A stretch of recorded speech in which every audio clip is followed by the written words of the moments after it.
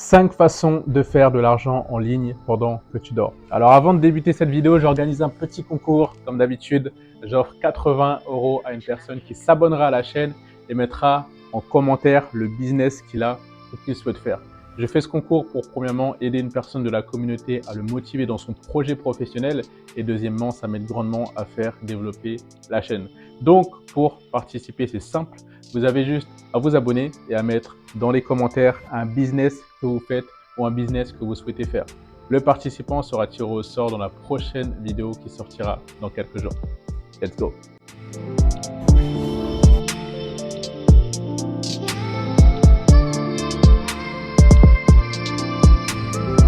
Ok, le premier business à mettre en place, ce sera la création de contenu en ligne, comme des vidéos YouTube, du contenu sur Instagram, sur TikTok, des livres numériques, des podcasts ou encore des cours en ligne. Ça peut générer des revenus passifs grâce à des plateformes publicitaires, des ventes ou encore des abonnements. La création de contenu numérique nécessite souvent beaucoup de travail et d'investissement initial, mais une fois que le contenu est créé et publié, ça peut générer des revenus passifs pendant des années et des années.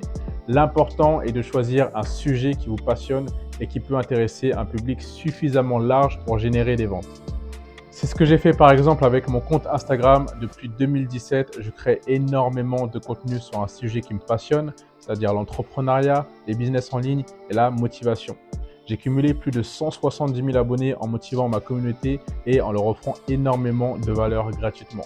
Aujourd'hui, mon compte Instagram est un actif et non un passif.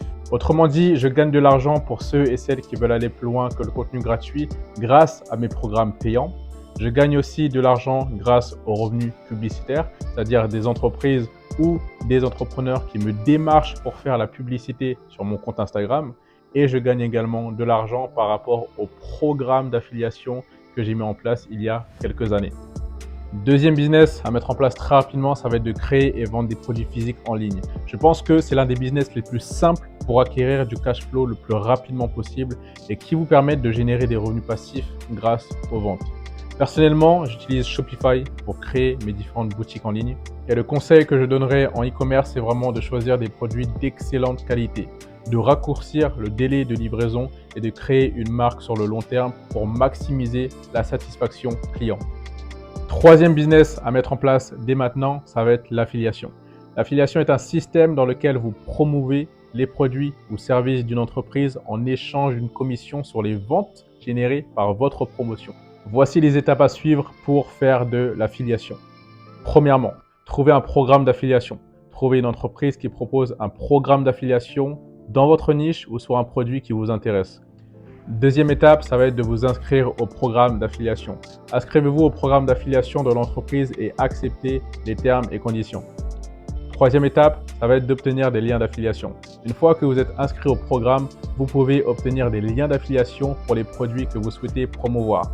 Les liens d'affiliation sont des liens uniques qui contiennent votre identifiant d'affilié et qui permettent à l'entreprise de suivre les ventes générées par votre promotion. Quatrième étape, ça va être de promouvoir les produits. Promouvez les produits sur votre site web, les réseaux sociaux, vos newsletters, etc.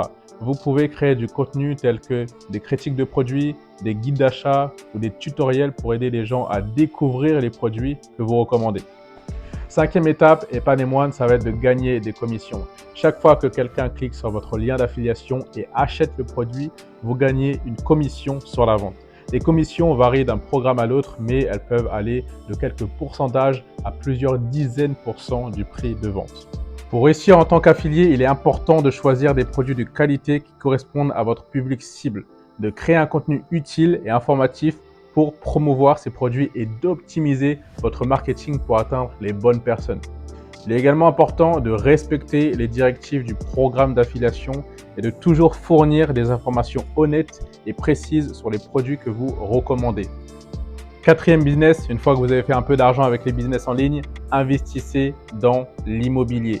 Ça peut être une stratégie rentable pour construire une source de revenus passive et pour diversifier votre portefeuille d'investissement. Voici quelques étapes pour investir dans l'immobilier. La première étape, ça va être de déterminer votre stratégie d'investissement. Avant de commencer à investir dans l'immobilier, déterminez votre stratégie d'investissement en fonction de vos objectifs financiers et de votre tolérance au risque. Est-ce que vous voulez investir à long terme pour générer des revenus de location ou est-ce que vous cherchez à réaliser des profits à court terme en achetant ou en vendant des biens immobiliers? Réfléchissez à ça. La deuxième étape, et pas des moindres, établissez un budget. Établissez un budget pour votre investissement immobilier en fonction de vos objectifs financiers et de vos ressources financières. Prenez en compte les coûts initiaux tels que les frais de clôture, les réparations et les améliorations nécessaires. La troisième étape, ça va être de trouver un bien immobilier. Recherchez des biens immobiliers qui correspondent à votre budget et à votre stratégie d'investissement. Vous pouvez chercher des biens immobiliers à vendre en ligne, consulter des agents immobiliers, des courtiers en immobilier ou encore rechercher des biens immobiliers en vente aux enchères. Quatrième étape, ça va être d'évaluer le bien immobilier. Avant d'acheter un bien immobilier, évaluez-le pour assurer qu'il répond à vos critères d'investissement. Évaluez l'état de la propriété, sa situation géographique, son potentiel de location et son potentiel d'appréciation. La cinquième étape, ça va être le financement. Évaluez les différentes options de financement pour votre investissement immobilier. Vous pouvez financer l'achat avec votre propre argent, obtenir un prêt immobilier auprès d'une banque ou d'un prêteur privé ou encore chercher des investisseurs pour vous aider à financer votre projet. Sixième étape, ça va être de gérer la propriété. Une fois que vous avez acheté le bien immobilier, vous devez le gérer efficacement pour maximiser votre investissement. Ça peut inclure la gestion de la location, l'entretien régulier de la propriété et l'élaboration d'un plan pour augmenter la valeur de la propriété sur le long terme. Et enfin, il faudra suivre et ajuster votre stratégie d'investissement. Suivez l'évolution de votre investissement immobilier et ajustez votre stratégie d'investissement en fonction des résultats que vous obtenez. Vous pouvez également envisager de réinvestir vos profits dans d'autres projets immobiliers pour diversifier votre portefeuille d'investissement et augmenter du coup votre retour sur investissement. Sixième business à mettre en place dès maintenant, ça va être d'investir en bourse. Investir en bourse peut être une excellente façon de faire fructifier son argent, mais ça peut également être risqué si vous n'êtes pas bien formé. Voici quelques étapes à suivre pour bien investir en bourse. Première étape, ça va être d'apprendre les bases. Avant de commencer à investir en bourse, il est important de comprendre les bases du marché financier, les différentes actions et obligations, ainsi que les risques et avantages de l'investissement en bourse. Vous pouvez trouver des ressources en ligne telles que des formations, des masterminds, des YouTube, Google ou encore l'intelligence artificielle pour en apprendre beaucoup plus. Deuxième étape, ça va être de définir votre stratégie d'investissement. Avant de commencer à investir, vous devez définir votre stratégie d'investissement en bourse. Cela peut inclure la définition de vos objectifs financiers, de votre tolérance au risque, pareil que pour l'immobilier, et de votre horizon de placement. Troisième étape, ça va être d'ouvrir un compte de courtage. Pour investir en bourse, vous devez ouvrir un compte de courtage auprès d'une entreprise de courtage en ligne ou d'une banque. Vous devrez fournir des informations personnelles et financières ainsi que choisir le type de compte de courtage que vous souhaitez ouvrir. Personnellement, j'utilise Boursorama Bank, mais il y en a plein d'autres. Il y a Bourse Direct, Revolut, Interactive Brokers, il y en a énormément. Quatrième étape, ça va être d'effectuer des recherches. Avant d'investir en bourse, il est important de faire des recherches sur les différentes actions ou obligations dans lesquelles vous souhaitez investir. Vous pouvez utiliser des outils en ligne pour trouver des informations sur les entreprises, les secteurs d'activité et les tendances du marché. Cinquième étape, ça va être de passer des ordres d'achat et de vente. Une fois que vous avez trouvé une action ou une obligation dans laquelle vous souhaitez investir, vous pouvez passer des ordres d'achat et de vente via votre compte de courtage.